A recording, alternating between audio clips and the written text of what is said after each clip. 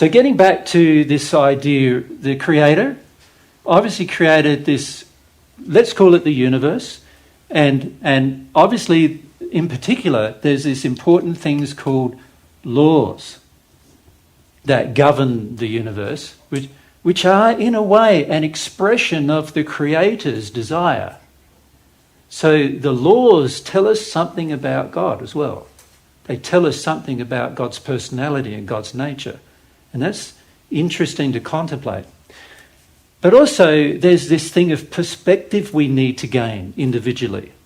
What I mean by perspective is, how big is God compared to you? Get some perspective. See, the first human couple, a man and a man, they decided at some point that they could be equal to God. They lost all sense of perspective.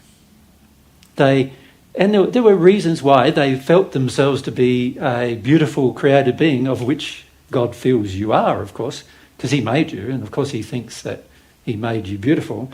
But they then began to believe that they didn't need God to know or understand the universe, and that they could be gods themselves.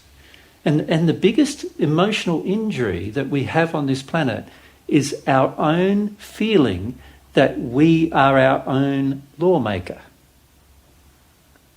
That we have the right to govern ourselves.